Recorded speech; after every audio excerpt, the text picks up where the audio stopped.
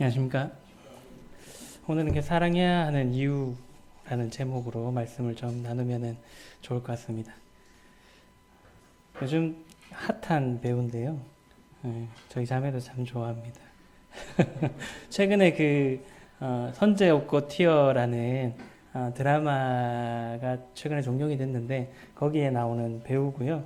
어, 키가 한 187, 이렇게 190 가까이 되고요. 생긴 것도 보시면 굉장히 걸칠하게 잘 생겼습니다. 그래서 지금 뭐 아시아 투어하고 있는데 가는 나라마다 막 난리가 공항이 마비될 정도의 인기를 누리고 있는 그런 최근에 이제 핫한 배우입니다.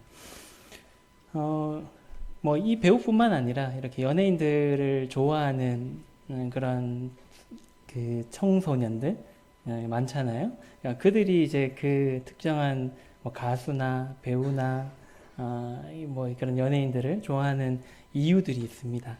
저마다의 내가 왜 이 사람을 좋아하는지, 노래가 좋다든지 아니면 그냥 잘생겼다든지 아니면 뭐가 자기 좋다든지 그런 저마다의 그런 이유들을 가지고 있고, 그래서 좋아하게 되고 또 사랑하게 되고, 그래서 막 열심히 쫓아다니기도 하고 뭐 그렇게 있습니다. 우리도 이제 누군가를 좋아하고 또 누군가를 사랑하게 될 때 그런 이유들을 가진다라고 생각을 합니다. 어떤 이유 때문에 그 사람을 또 좋아하고 사랑하고 또 이렇게 보살펴주고 싶고 그런 생각들을 우리가 가지게 되는데요. 오늘은 그 누군가를 사랑해야 되는 이유들에 대해서 한번 같이 살펴보면 좋을 것 같고요. 그래서 그 누군가를 진심으로 우리가 사랑할 수 있었으면 좋을 것 같습니다. 먼저 마가복음 12장 29절에서 31절의 말씀 먼저 한번 보면 좋을 것 같습니다. 누구를 그러면 사랑해야 되는지 먼저 살펴보면 좋을 것 같은데요. 제가 마가복음 12장 29절에 31절 말씀 읽어드리겠습니다. 예수께서 대답하시되 첫째는 이것이니 이스라엘에 들으라. 주 곧 우리 하나님은 유일한 주시라. 내 마음을 다하고 목숨을 다하고 뜻을 다하고 힘을 다하여 주 너희 하나님을 사랑하라 하신 이것이요. 둘째는 이것이니 내 이웃을 내 자신과 같이 사랑하라 하신 것이라. 이보다 더 큰 계명이 없느니라. 지난주 수요일 날 이제 살펴보았던 그 말씀이기도 한데요. 서기관 중에 한 사람이 예수님한테 이제 질문을 했습니다. 모든 계명 중에 하나님께서 주신 계명들 중에서 첫째가 되는 것이 무엇입니까? 라고 이렇게 물었을 때 이제 예수님께서 대답하셨던 그 대답입니다. 첫 번째는 뭔가요? 유일하신 하나님을 마음과 목숨과 뜻과 힘을 다해서 사랑해라. 첫 번째는 하나님을 간단하게 말씀드리면 사랑해라 라는 말씀이었고요. 두 번째는 뭔가요? 내 이웃을 내 자신과 같이 사랑해라. 그래서 첫 번째는 하나님을 사랑하고 두 번째는 이웃을 사랑하라 라고 이제 말씀을 하고 하셨습니다. 그래서 이제 오늘은 이 예수님께서 이 두 가지 중요한 계명에 대해서 말씀을 해주셨는데, 그렇다면은 이 시간 우리가 왜 이 계명대로 하나님을 사랑해야 되고 왜 이웃을 사랑해야 되는지에 대해서 함께 살펴보면은 좋을 것 같습니다. 첫 번째는 이제 하나님을 사랑해야 되는 이유. 이 말씀을 이런 이제 주제로 생각을 하다 보니까 떠올랐던 말씀이 마태복음 18장의 말씀입니다. 만 달란트 빚진 자의 비유의 말씀인데요. 제가 마태복음 18장 23절에서 27절까지의 말씀 먼저 읽어드리도록 하겠습니다. 그러므로 천국은 그 종들과 결산하려 하던 어떤 임금과 같으니 결산할 때에 만 달란트 빚진 자 하나를 데려오매 갚을 것이 없는지라. 주인이 명하여 그 몸과 아내와 자식들과 모든 소유를 다 팔아 갚게 하라 하니 그 종이 엎드려 절하며 이르되 내게 참으소서 다 갚으리이다 하거늘 그 종의 주인이 불쌍히 여겨 놓아 보내며 그 빚을 탕감하여 주었더니 라고 기록되어져 있습니다. 마태복음 18장에는 이제 만 달란트 빚진 자의 이야기가 기록되어져 있습니다. 만 달란트면 얼마나 될까요? 지금의 환율로 지난주에 이제 고란트에 대해서 렙돈에 대해서 이제 말씀을 드렸었는데요. 달란트는 이제 6천 데나리온이라고 합니다. 화폐 단위로요. 지난주에 이제 그 수요일 날 말씀드렸던 것처럼 1데나리온이 하루 일당입니다. 하루의 품삯. 그럼 얼마죠? 요즘에 얼마나 준성이 좀 하루에 얼마 받으시나요?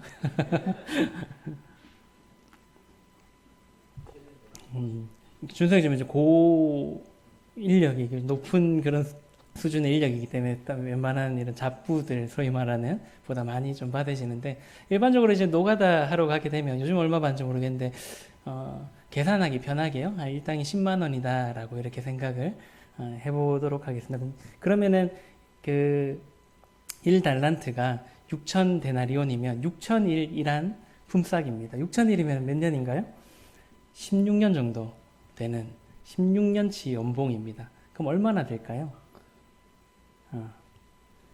하루에 이제 그 10만 원으로 계산했을 때 6천일 정도의 품삯이면 한 6억 정도 되는 큰 돈입니다. 1달란트가 대략 한 6억 정도 되는 비용입니다. 그래서 달란트에 비유해서 한 달란트, 5달란트, 10달란트 하면 얼마 안 되는 것 같지만 실제로는 한 달란트 받은 자도 어마어마한 큰 돈을 맡기신 거죠. 근데 그 맡긴 거를 잘 활용하지 못했던 비유인데요. 어쨌든 그렇다라면은 지금은 10,000달란트잖아요.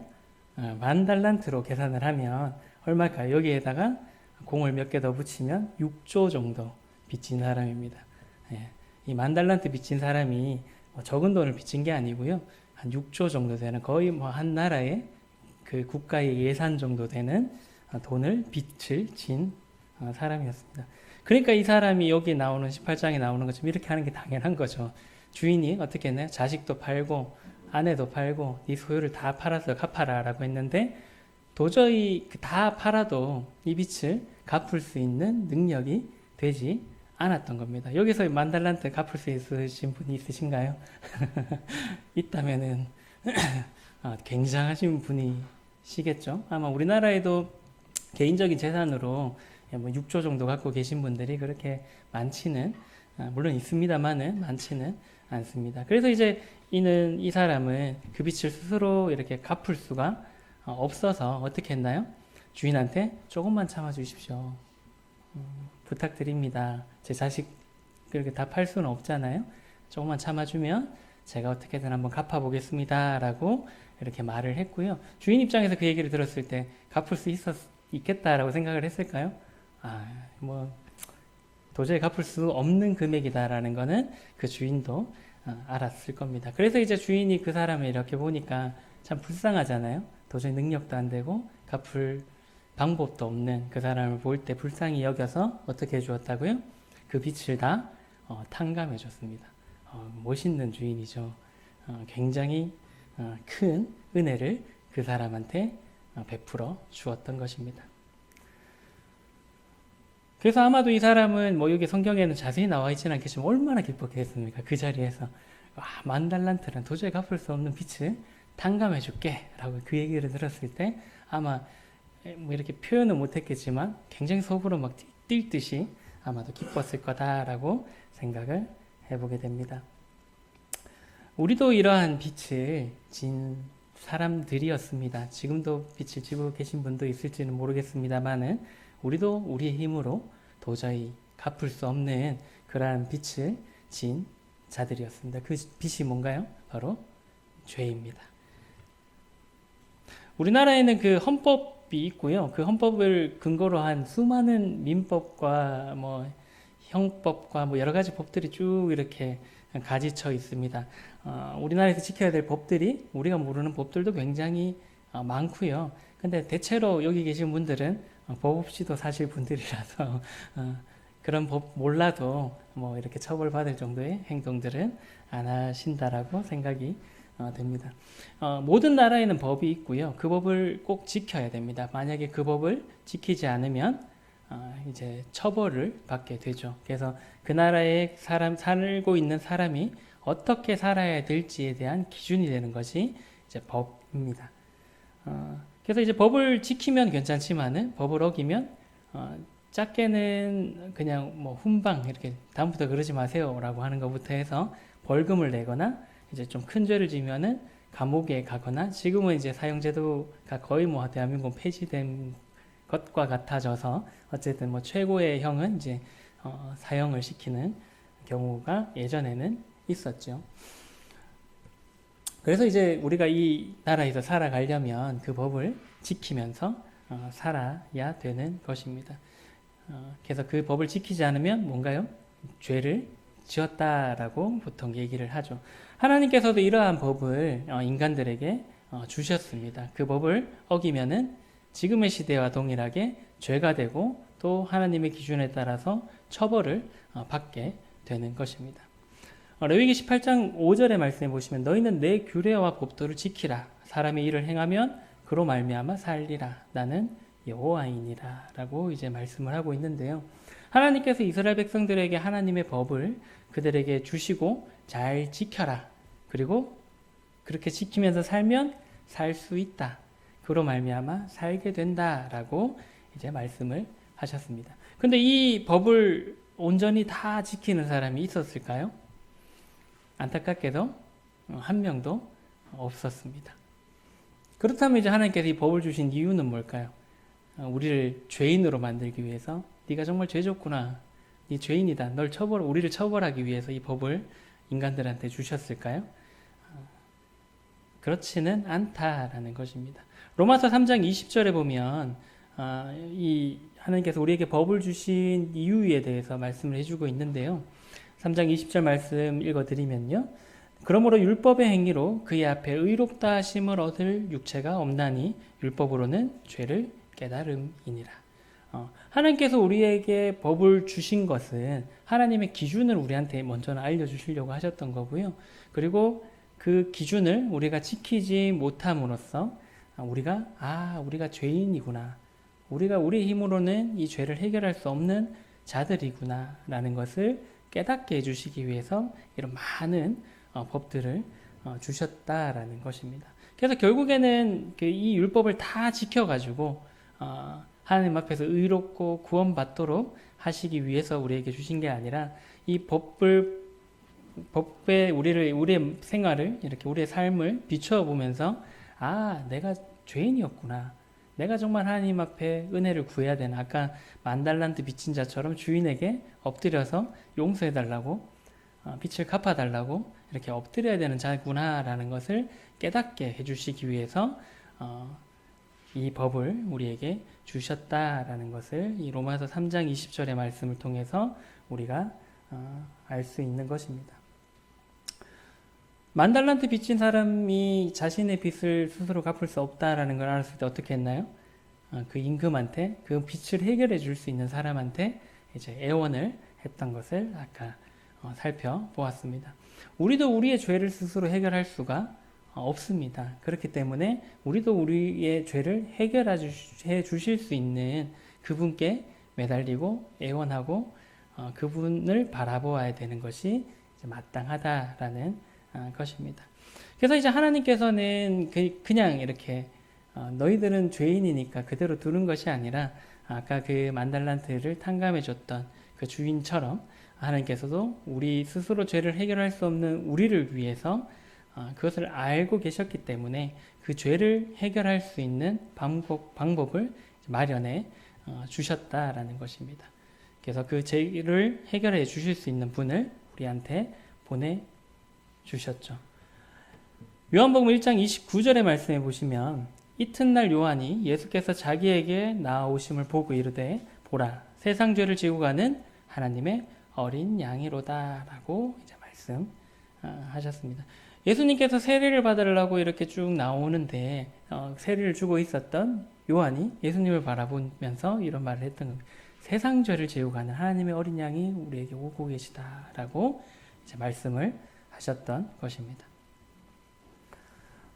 저번에도 한번 설명을 해드렸었는데 이스라엘에서는 죄를 사하기 위해서는 양의 피가 필요했습니다. 그래서 양의 머리에 안수하고 그 양을 그 죄 지은 사람을 대신해서 죽임으로 인해서 그 사람의 죄를 이렇게 해결해 주었던 거죠. 그래서 이제 요한은 예수님을 바라보면서 우리 죄를 대신해서 지고 대신해서 우리를 위해 죽으실 그런 하나님의 어린 양 되시는 분이 바로 예수님이다라는 것을 알고 이렇게 자기에게 나아오는 세례받으러 오시는 예수님을 보고 이렇게 얘기를 했던 것입니다. 한자 좀 아시나요? 이건 무슨 자인지 아시나요?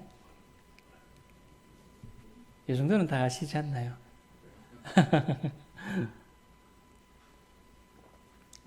중국 사람들이 이 한자를 어떤 의도로 만들었는지는 잘 모르겠습니다만은 오를 의자입니다. 의롭다 할 때 쓰는 의자거든요. 이 한자는 이렇게 우리가 아는 것처럼 상형 문자에서 시작을 했고요. 그래서 보통 이제 그 형상, 그 사물의 형상을 보고 한자를 만든 것들도 많이 있습니다. 이 오를 의자는 두 가지의 한자가 하나로 합쳐져 있습니다. 뭘까요?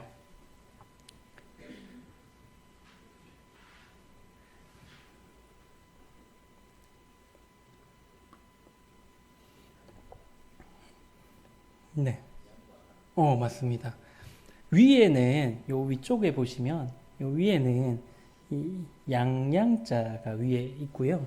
그리고 밑에는 나자가 있습니다. 그죠? 그러니까 내 위에 양이 있는 게 오를 의자입니다. 옳다라는 뜻입니다. 왜 그렇게 지었는지 잘 모르겠습니다. 중국에 이 한자를 만드신 분들이 왜 그렇게 만들었는지 모르겠는데 어쨌든 굉장히 성경적인 단어라고 생각을 합니다. 나만 있으면 옳지 않은데요. 나 위에 양이 있으면 옳아지는 겁니다. 그래서 아까 말씀드렸던 제사의 방법처럼 내 스스로는 이게 옳아질 수가 없는데 나 위에 그 양이 있을 때 의롭게 될 수 있다라는 겁니다. 굉장히 성경적이죠. 그래서 아까 우리의 어린 양은 누가 되신다고요? 예수님께서 우리의 양이 되어 주셔서 우리의 머리 위에 있게 되면 우리는 의롭다 하게 칭함을 받을 수 있게 된다라는 것입니다.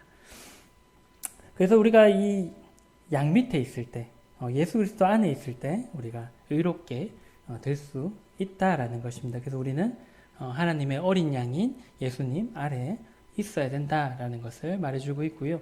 그래서 예수님께서는 그 요한복음 19장 30절에 보시면 우리의 의로운 양이 되시기 위해서 화목 제물이 되시기 위해서 예수께서 신포도주를 받으신 후에 이르시되 다 이루었다 하시고 머리를 숙이니 영원히 떠나가시니라 라고 기록하고 있습니다. 어린 양 되시는 그분께서 우리의 모든 죄를 다 지고 이제 십자가에서 우리 대신 죽어주신 거죠. 그래서 우리의 죄를 다 갚아 주신 것입니다. 그래서 이제 십자가 위에서 그 예수님께서 우리의 모든 죄를 다 해결했기 때문에 그 위에서 이렇게 얘기를 하신 겁니다. 다 이루었다. 이제 더 이상 갚을 게 없다. 만 달란트 빚진 자 앞에서 그 주인이 빚을 탕감해 준 것처럼 쿨하게 됐어. 안 갚아도 돼. 라고 했던 것처럼 예수님께서 우리의 죄의 모든 빚을 이 십자가에서 한 방에 다 해결해 주시고 어떻게 얘기했다고요? 다 이루었다. 너희가 갚을 것은 더 이상 없다라고 이제 십자가 위에서 선포하시고 우리를 대신해서 십자가에서 돌아가셨던 것입니다. 그렇기 때문에 우리는 이 예수 그리스도의 보혈 아래, 하나님의 어린 양의 보혈 아래에 있을 때 의롭게 된다라는 것입니다.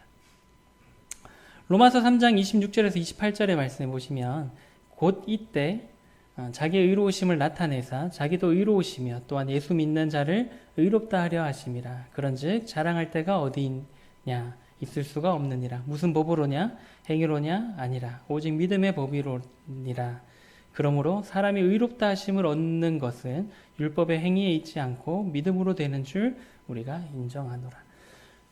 그래서 이제 하나님의 어린 양 되신 예수님께서 십자가에서 이루신 그 구원을 우리는 믿음으로 이제 받게 된다라고 로마서의 기자는 말씀해주고 있습니다.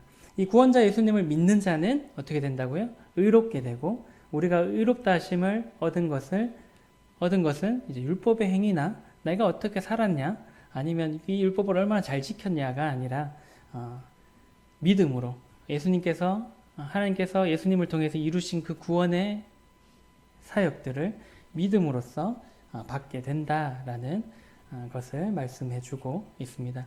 그렇기 때문에 우리는 이제 자랑할 것도 없고요. 다만 이제 구원을 이루신 하나님께 또 예수님께 그냥 다만 감사하고 찬양할 것밖에는 우리가 할 수 없는 겁니다. 만 달란트 빚진 자가 빚을 탕감해 줬다고 해서 한 돈 100만 원 주인한테 좀 미안하니까 드렸다 한들 뭐 주인이 뭐 그렇게 큰 영향을 받았겠습니까? 기뻐할 일일까요? 어쨌든 우리도 하나님한테 갚을 수 있는 것이 없습니다. 이 일해 주신 것에 대해서 뭔가를 뭐 재물로서 뭐 나의 무언가로서 갚을 길이 없는 것입니다. 그렇기 때문에 다만 우리는 이 주일날 또 예배에 나와서 하나님께 우리에게 해주신 일들을 기억하면서 감사하고 하나님을 높이고 찬양하는 것밖에 우리가 할 수 있는 것이 없다라는 것입니다. 만 달란트 빚진 자도 굉장히 기뻐하면서 그 주인에게 감사를 했겠죠. 우리도 이렇게 큰 은혜와 사랑을 받았기 때문에 하나님을 사랑하지 않을 수가 없는 것입니다. 그래서 처음 읽었던 그 마가복음의 말씀처럼 우리가 기꺼이 우리를 위해서 먼저 사랑을 보여주시고 은혜를 베풀어 주셨기 때문에 우리의 마음을 다하고 또 목숨을 다하고 뜻을 다하고 힘을 다해서 하나님을 사랑할 수 있게 된 것입니다. 그래서 여기 계신 모든 분들도 그 사랑을 깨닫고 더 이상 이제 죄 아래 있는 것이 아니라 하나님의 어린 양이신 예수 그리스도 아래에서 또 주님의 사랑을 기억하며 기뻐하고 또 감사하며 살아가실 수 있으면 좋을 것 같습니다. 그리고 두 번째는 이제 이웃을 사랑해야 되는 이유에 대해서 한번 생각해 보면 좋을 것 같은데요. 계속해서 마태복음의 그 만 달란트 빚진 자의 그 뒷얘기를 같이 살펴보면 좋을 것 같습니다. 여러분 같으면 어떻게 살까요? 만 달란트 탕감해 줬는데 얼마나 그 범위 안에서 내가 가진 것들을 나눠주며 살 것 같잖아요. 근데 이 사람은 어떻게 살았나 한번 살펴보겠습니다. 마태복음 18장 28절에서 34절 그 이어서의 말씀 한번 읽어드리겠습니다.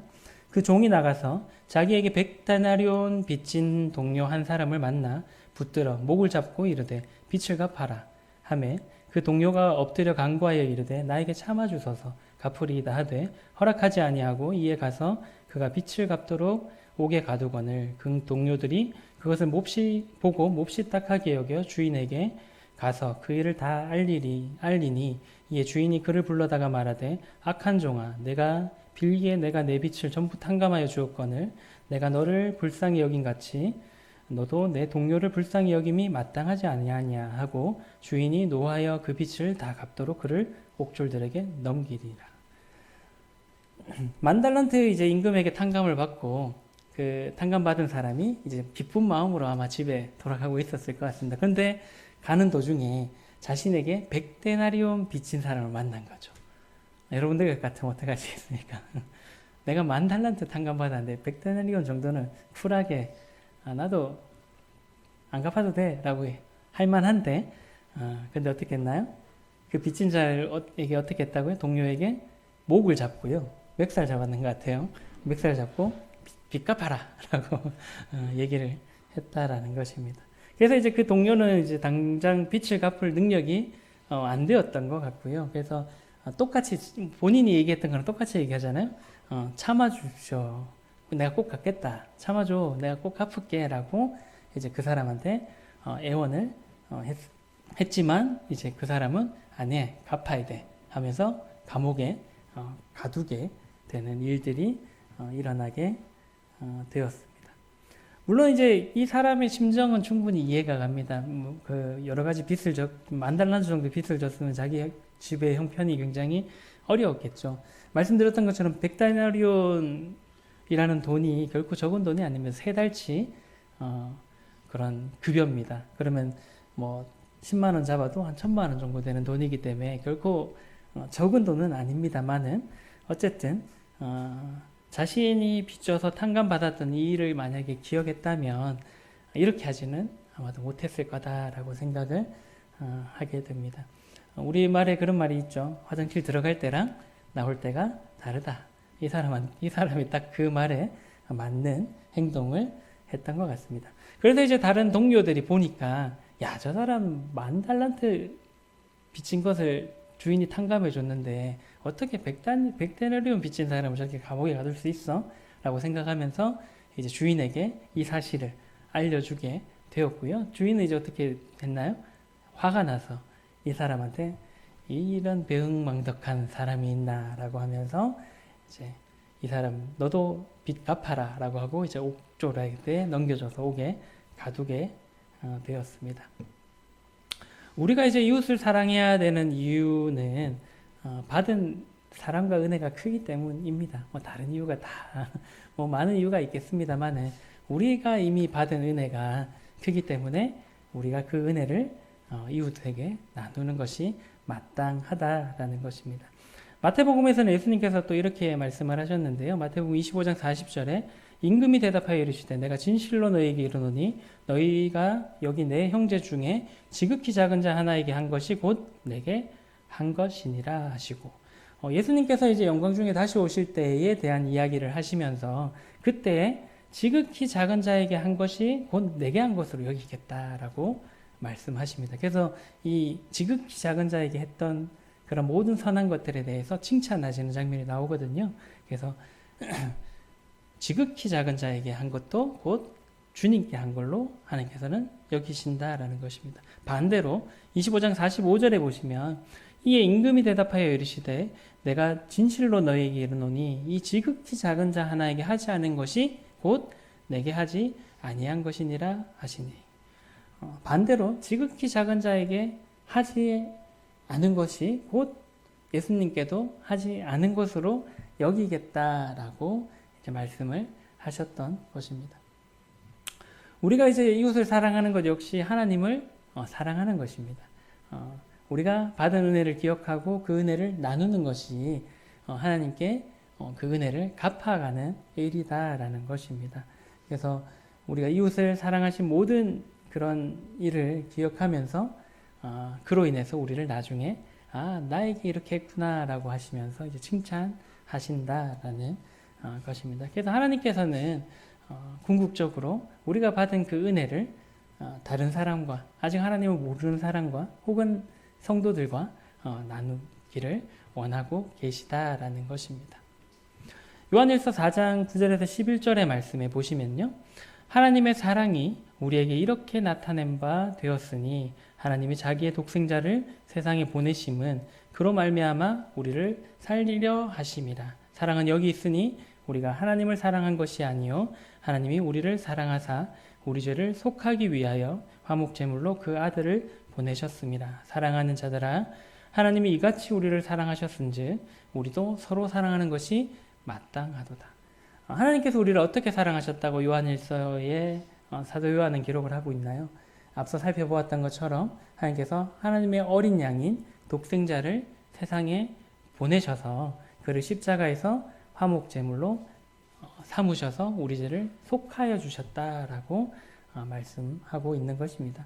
그렇기 때문에 우리는 이렇게 큰 사랑을 받았기 때문에 우리가 서로 사랑하고 이웃을 사랑하는 것이 어떻다고요? 마땅하다라고 이제 말씀해주고 있는 것입니다. 우리의 이 누군가를 사랑하는 힘, 누군가를 사랑할 수 있는 이 힘, 하나님을 사랑하든 이웃을 사랑하든 가족을 사랑하든 성도를 사랑하든 이 모든 힘은 어디에서 비롯된다고요? 하나님께서 우리에게 베풀어 주신 그 은혜와 사랑을 기억할 때 가능하다라는 것입니다.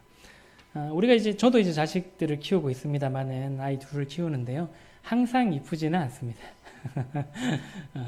내 자식이니까 넘어가는 것도 많고요. 남들이 봤을 때는 얼마나 더 밉게 볼까라는 생각이 들 때도 있을 정도로 어쨌든 항상 이쁘지는 않습니다. 하지만은 그 아이들에 대한 사랑도 그 아이들이 어디로부터 왔는지를 기억할 때, 그 근원에 대해서 생각할 때, 또 내가 받은 사랑을 기억할 때, 그 아이를 더욱더 이렇게 진심으로 사랑해 줄 수 있는 것 같습니다. 어떤 할머니 하나 영상을 하나 봤는데요. 치매 걸린 할머니인데요. 이 할머니의 고백을 잠깐 보도록 하겠습니다. 보신 분도 있는지는 모르겠습니다만은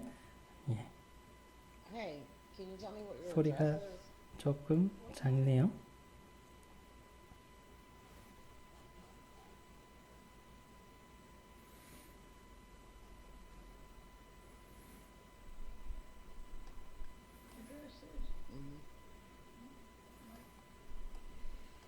잠깐만요.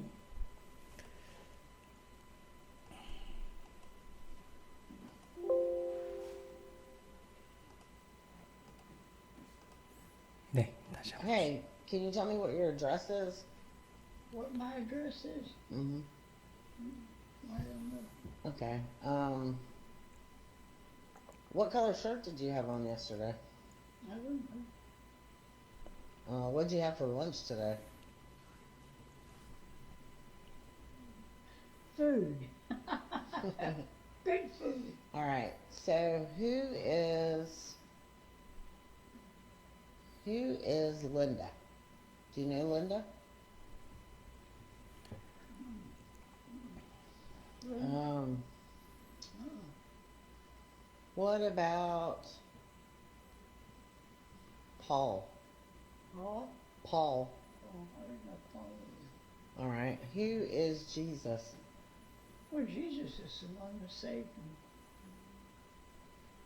and lives in my heart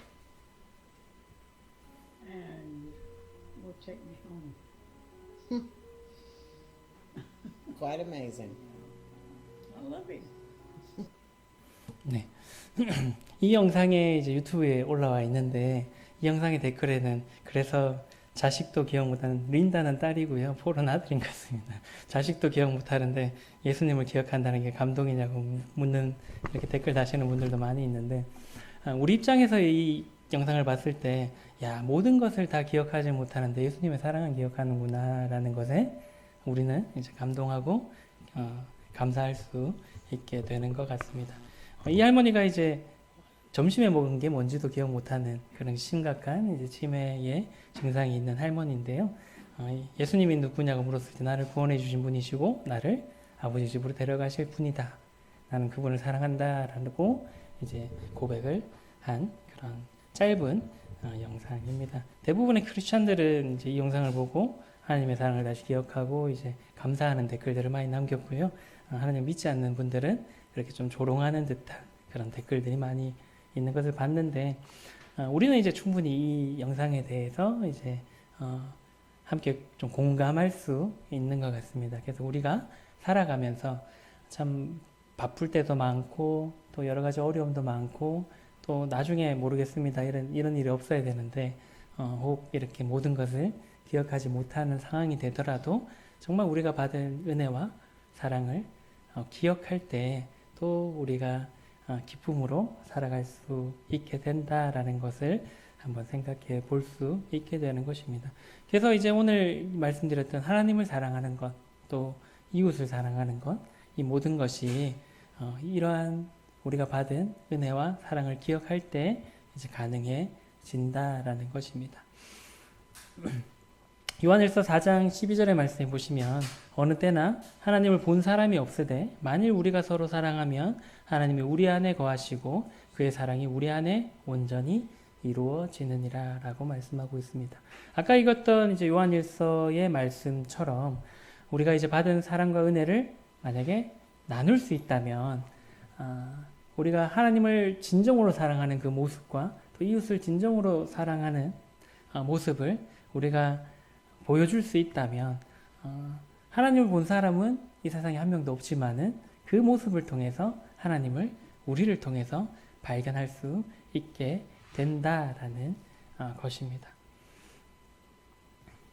그렇기 때문에 우리는 이제 만 달란트의 빛을 탕감받고도 은혜를 잊고 백데나리온 빚진 자를 목을 멱살을 잡고 돈 달라고 하면서 감옥에 가두는 그런 배은망덕한 삶을 살아서는 안 된다라는 것입니다. 그래서 우리는 그 받은 은혜와 사랑으로 지체된 성도들과 이웃을 사랑할 필요가 있다라는 것입니다.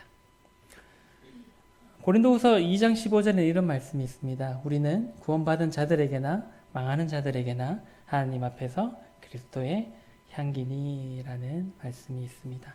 우리는 구원받은 성도들에게나 아직 구원받지 못한 사람들에게나 그리스도의 향기다라는 것입니다.